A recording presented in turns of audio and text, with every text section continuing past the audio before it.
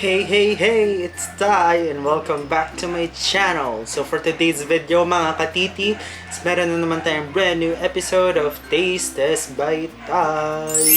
So recently, tinaste test ko yung pinakabagong Christmas drink ng Starbucks, which is yung Jolly Baked Apple Latte Frappuccino. Pero ngayon naman, ang iti-taste test natin is dalawa sa kanilang bagong pastries. Christmas edition din to. Kasi ngayong Christmas season lang din nila ni-release, for a limited time only din tong mga pastries na to. So, ang iti-taste test natin is dalawang products. First is yung PBJ donut or yung peanut butter jelly donut nila. So, ito yung itsura niya. Yan. And the other is a slice of their newest cake. I don't know if ngayon lang nila nirelease to or if nirelease din nila last year to. Pero ngayong Christmas season binalik nila. Ito yung triple chocolate cake. So yan. Nung nakababa pa, mamaya ayusin natin yan. Pag tinikman na natin. Yan. So if interested kayo malaman yung thoughts ko about this, just continue watching. And before we start this one, please don't forget to subscribe to my YouTube channel and click the notification bell button para notified kayo whenever I upload a new video like this. And also please do follow me on my other social media accounts, Instagram and TikTok. Ipa-flash ko na lang sa screen yung aking handles doon. But without any further ado, umpisahan na natin ang taste test. So surprising muna tayo bago tayo mag-umpisang tikman tong mga pastries na to. For the PBJ donut, it's 75 pesos per piece. And for the triple chocolate cake is 200 pesos per slice and 1,600 if buong cake yung bibili nyo. So without any further ado, umpisa na natin ang taste test. Unahin natin tong tawag dito, triple chocolate cake, pero yan yung itsura niya, closer look. So makikita niyo yung layering, meron siyang brownie, chocolate cake, and then yung vanilla cake, and then in between meron siyang chocolate mousse. And sa taas yan, makikita niyo rin may frosting na chocolate. Yan yung pinaka-itsura niya. And ito yung peanut butter jelly donut nila, PBJ donut. Pero bago yan, magta-thumbnail muna ba ako? Nakalimutan mag-thumbnail. Tapos na ako mag-thumbnail, unahin natin tong triple chocolate cake nila.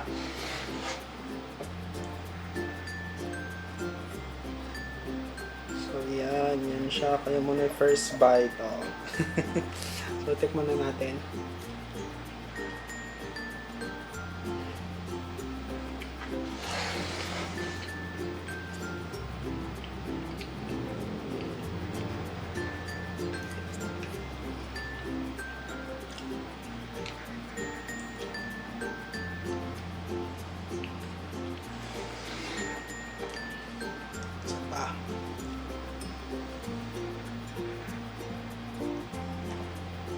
Kaya muna ulit. Mamaya na ako.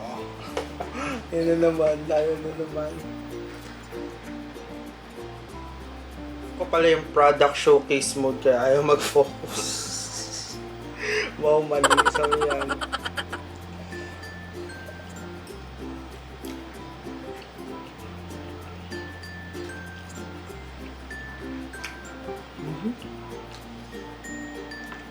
So move tayo dito sa kanilang PBJ donut.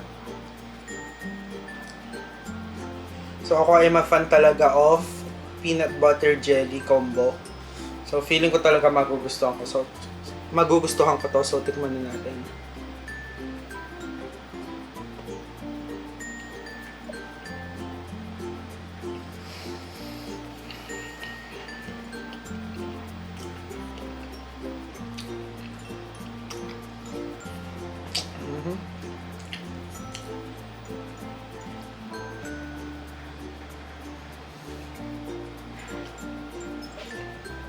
Kita niyo yung peanut butter. Ang yung jelly.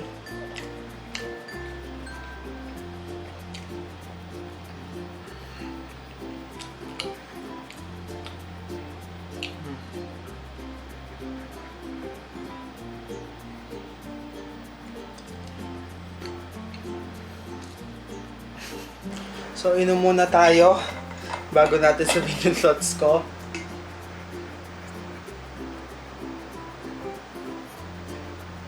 Sika sweetness overload to. So, game. I'm ready to give my thoughts about the newest product of Starbucks, which are the PBJ donuts and the triple chocolate cake nila. So, unahin natin tong PBJ donuts nila. Ito ay sobrang nagustuhan ko since I'm a fan of peanut butter and jelly. Gustong gusto ko yung combo na yon. Imagine niyo yung glazed donut ng Starbucks. Ganun na ganun yung texture ng pinaka-donut niya. Napaka-fluffy and soft. Plus yung gusto ko yung medyo may maalat na peanut butter plus yung tamis ng jelly nila. Perfect combination. Yung jelly is yung kapareho nung sa, alam nyo ba yung, anong tawag? Yung croissant nila. Yung French butter croissant, di ba, nagbibigay ng jelly doon, yung strawberry jam. Plus yung peanut butter nila na medyo salty, which is I like, super like. Plus yung powdered sugar pa na nag-add ng character dito sa donut na to. Yun, sobrang nagustuhan ko to PBJ donut nila. And if fan ka ng peanut butter jelly, you should try this one. Kasi limited time only to. I think mawawala to ng mga bandang mid-January or February. Ganon. Kasi yun lang naman yung Christmas season sa Starbucks. Ayun. So, if fan ka, sumugod ka na agad sa Starbucks. So, okay, move naman tayo sa kanilang triple chocolate cake. So, yan yung layering again. Itong pinakababa is yung brownies, which is napaka-gooey. Gustong-gusto ko yung gooiness na tong brownie na to, which is a thumbs up. And then, move tayo dun sa pangalawang layer, which is yung chocolate mousse niya. Napaka-light and saktong tamis lang. And then, yung third layer is yung chocolate cake niya. Napaka-rich and chocolatey na cake. And then, chocolate mousse, and then yung vanilla cake. And then, yung pinaka-frosting. So, tinikman ko siya individually. Iyon yung verdict ko. Individually sa layering ng cake na to. Pero pag tinikman mo siya ng buo, hindi pala medyo matamis talaga siya. Kasi nga, given naman na matamis na each layer, paano pag pinagsama-sama mo yung tatlong layers niya? I mean, 4 layers. 1, 2, 3, 4, 5. 5 layers pala. 5 layers ng cake na to. Medyo matatamis ang kain. Kailangan mo talaga ng tubig para maibsan yung umay sa tamis. Kasi ako, personally, is naumay ako. Kasi nga, sweetness overload to. If may diabetes ka, hindi pwede sa'yo to. Kasi nga, yun nga, super tamis. Pag pinagsama-sama mo yung tatlo, if sweet lover ka, magugustuhan mo to. And you should try this one. So, yun lang yung comments ko about the PBJ donut and triple chocolate cake.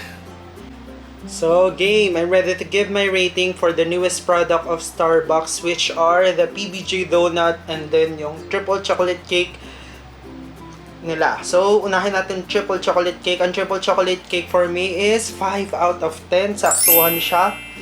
Yon. And while the PBJ donut is 9 out of 10. So, ito, nagustuhan ko talaga to. Must try, guys. If mahilig kayo sa peanut butter and jelly, nandun yung saltiness ng peanut butter plus yung tamis ng strawberry jam. Yeah, thumbs up. So, that's it for this episode of Tastes by Tay. And if you do enjoy watching my video, you know the drill. Like, share, subscribe, and click the notification bell button para notified kayo whenever I upload a new video. But for now, this has been Tay, and I will see you guys on my next one. TY!